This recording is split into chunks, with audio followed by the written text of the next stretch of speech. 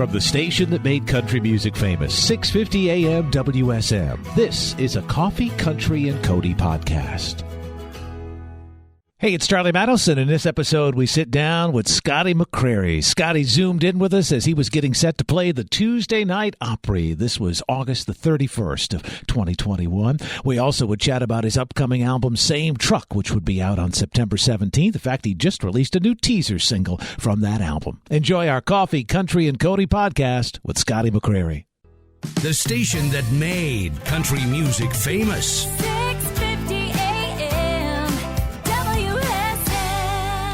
Welcoming Scotty McCreery to the show this morning, playing the Opry in just a few hours, and the new album comes out September 17th called Same Truck. And a little bit earlier we saw You Time, Scotty, as we are waiting for you to zoom in with us this morning. I'm curious, was there ever a point in time where we see this lovey-dovey couple in that video that was going to be you and your wife, Gabi? Yeah, we had done the storyline of just me and Gabi in a video before, so we kind of were thinking, hey, let's still get Gabi in there towards the very end, a little cameo, but, kind of let the storyline be somebody else this time. So just had a little fun with it. Yeah, well, that was a great couple. Do you know the people that are cast in your videos, or is that left up to the casting director? A lot of times I do. This one in particular, they actually wanted actors and an actress, and I don't know too many of those, but and sometimes my to be there. There's a great classic truck. Speaking of Same Truck, which comes out September 17th, there's a classic truck in that video. Where did that come from? Is that yours by chance? Yeah. No, it wasn't mine. It was actually the same guy that we used his truck, I think, in the Sea Tonight video. It was a while ago, but we just wanted to kind of make the video a little vintagey, throwbacky. So that was one of the things we threw in there. Well, as a co-writer on that song, you'll appreciate this. It's one of those that once you hear it a few times, it's that earworm thing. The rest of the day, you're just humming, you time. You don't even know why you're humming it. You time, red one. Yeah. It's a very catchy song. Is there any kind of research that goes into something like that, Scotty, for an artist or for your team when you sit down, that earworm thing that Charlie referenced? Because there is something to that. Yeah, I'm not sure that it's like the scientific research, but that's exactly why we came back to that song for the single, because I wrote that back in 2019, and then I just kept going back to it. When I was cooking in the kitchen or in the shower, I'd be singing that song, and I was like, man, maybe there's something to that. I remember the first time I heard it, and you said you wrote it in 2019, was you zoomed in here, and I want to say it was early on in the pandemic, and you were upstairs on the coast in like your old childhood bedroom or something, in a coastal house that your family owned, and you said, hey, let me play you this song. It was just you and your guitar via Zoom playing You Time.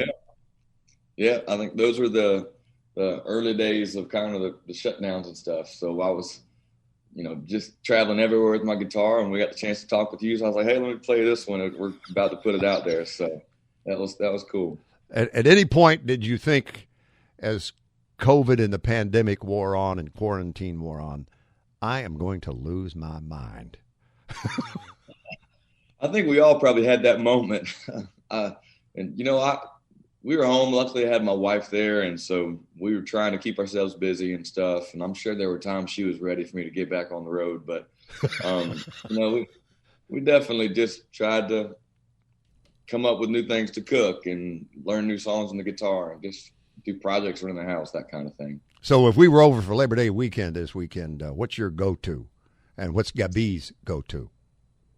Oh, my goodness. Been doing a lot of salmon lately. I mean, just finding different ways to cook salmon and experimenting with that. So I'm not sure that'll be Labor Day. Normally that's just burgers and dogs.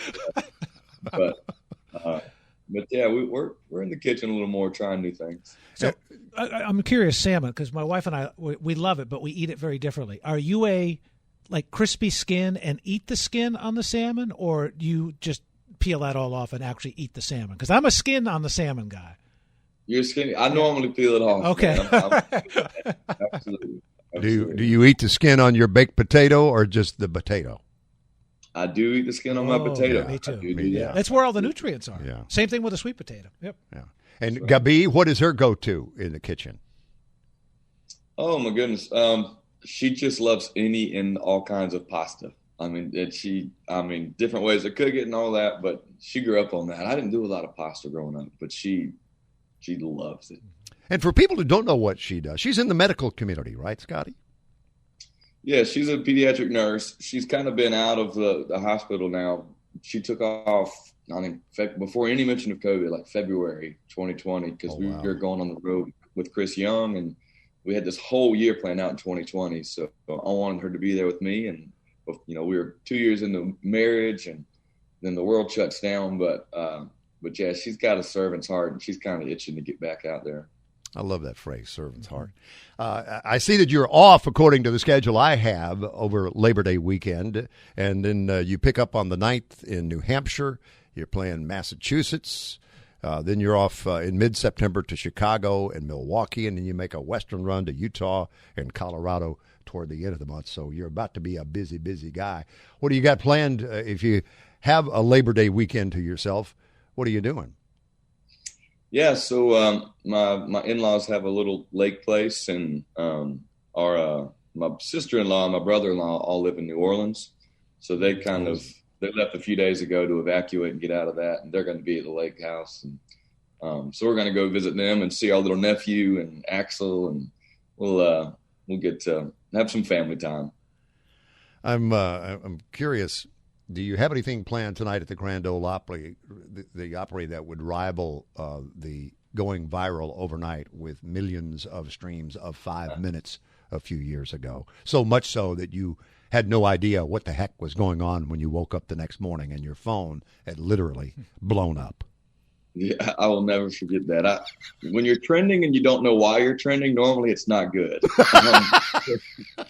But to would-be artists out there who are watching this morning, note to self: hear it, you heard it from Scotty McCreery. That's free advice. But that one was the rare exception. That was an awesome, awesome night. I will say we are going to debut a new single at the Opry tonight. So we're going to announce what that will be, and we're going to play it for the Opry crowd and those on WSM. So I hope they enjoy it. Well, we're going to feature Carolina to Me. I pulled this up because I wasn't for sure. You know the song called Carolina, I Remember You from Charlie Daniels? I'm not sure that I do. But he has this wonderful spoken word piece at the beginning that he wrote, and then he goes into this song about his beloved North Carolina. Wilmington was home for Charlie, as much as he is associated with Middle Tennessee. And it reads, among other things, Scotty, I remember when the biggest problems in my barefoot life were sand spurs and red anthills.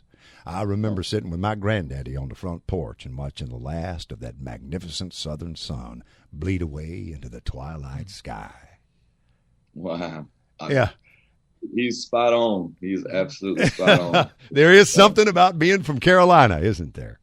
Oh, man. And sometimes my band will say they can't get me to shut up about it either. I mean, I do love my home state. My drummer always says, man, when you retire, I think you just need to work for North Carolina Tourism. So I think I'm going to have that job. But I love it. The people are great, and from the mountains to the coast. I just love it. Carolina to Me, give me the backstory. And we're going to show it as people watch on Circle Television and listen all over the world on WSM Radio.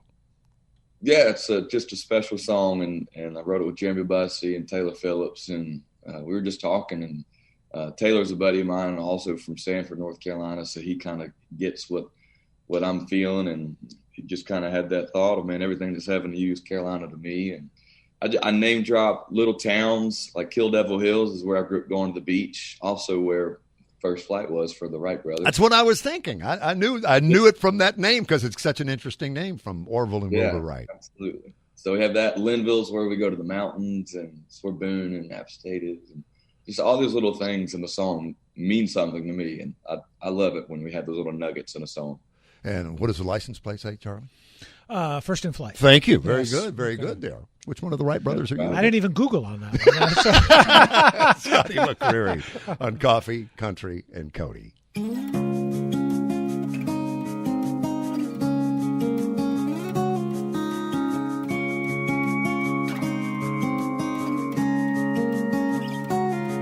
I believe this life we're living ain't all there is, and there's something better up there. Thanks for listening to our Coffee, Country, and Cody podcast. Our program director at WSM Radio is J. Patrick Tinnell. Our digital producer is Haley Hall. Marketing and promotions director is Amanda Cannon. And I'm Charlie Matos. If you like what you've heard, make sure you subscribe so you never miss an episode. And leave us a review on iTunes. It really does help new people find the show.